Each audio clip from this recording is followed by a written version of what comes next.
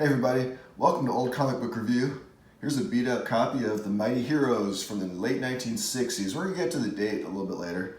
This is a really beat up, and I have to be careful when I'm penning because there's some old information. Someone stamped his name to the cover, so I'm trying to avoid that because, this is over 50, or was it 60? Oh yeah, it's over 50 years old. But even so, I really don't want to show the name on the stamp.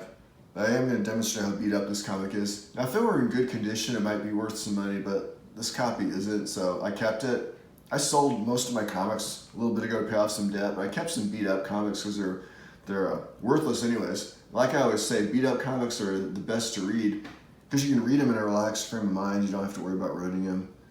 You don't have to worry about, I tore the cover off because look, this cover's already torn off. Oh wait, this is not even, what? Oh, that's Hector Heathcote. That's from the back of the comic book. Hold on.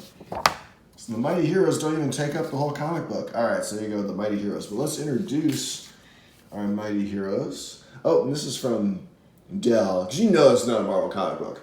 All right, so Dell, I think, mostly published Talking Animal comics back then. I mean, Marvel and DC had their superheroes, but there were a lot of non-superhero comics back in the 60s. I remember a lot of stuff like Richie Rich, Casper, the Friendly Ghost, Sad Sack. Sad Sack. People laugh at the word sack. I don't think we did when we were kids. I don't think sack meant. I mean, if it did, we didn't understand it. Also, Disney put out a bunch of comics.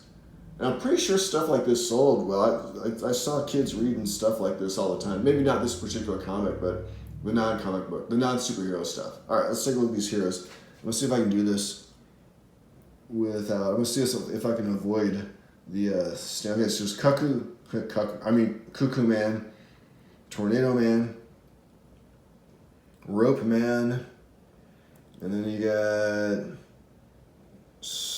I'm trying to, Strong Man, and then you have Diaper. I mean, they're not even trying. Diaper Man? I mean, come on. I wonder if Diaper Man tried to, would want to sue, Captain Underpants. I don't think Marvel and DC are really worried about the Mighty Heroes as competition because these guys aren't even trying. Hey, it's a collector's issue. And this is the only one I have, so I didn't really collect them. All right, like I said, it's already beat up. So I'm going to, oh, look at that. And there's your ad. Even back then.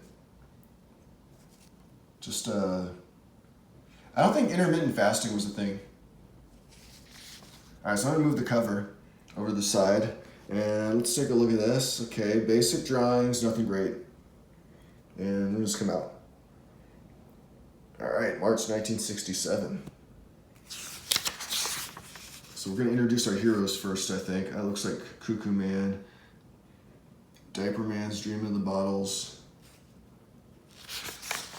And then you get your villain, Frogman. And there's, of course, Strong Man's causing havoc, wreaking havoc with his strength. Yeah, okay, here we go. Cuckoo Man's kind of the klutz.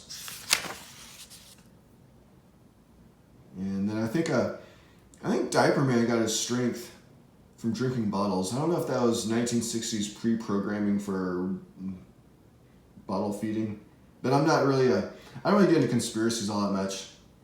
I mean, I know stuff's going on, but I don't try to figure out what it is.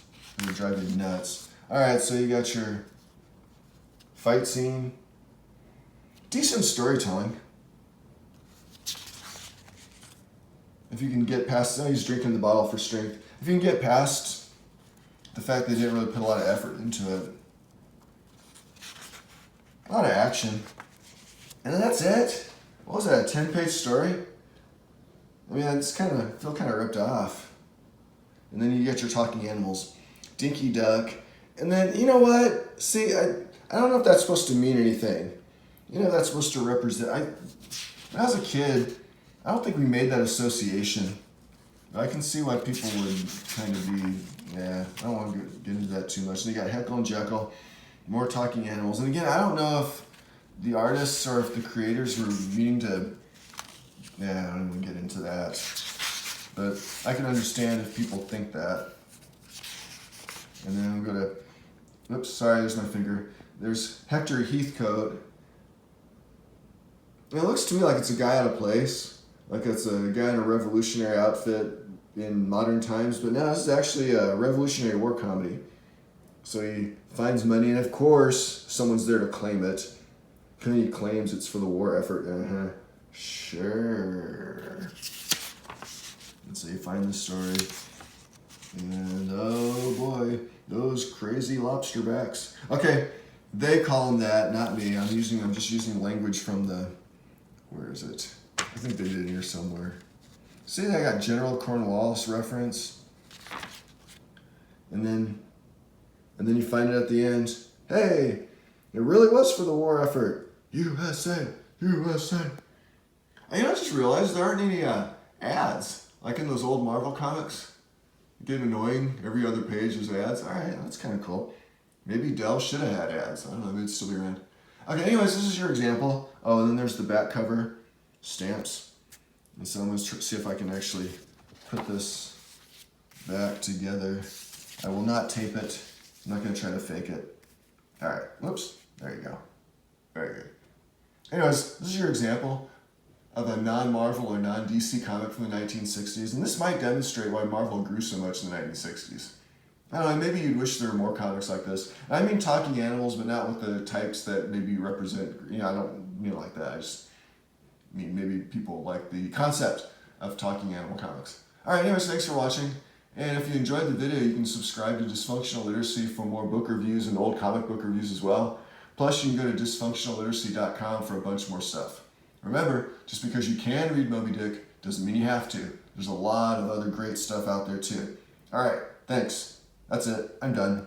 Bye.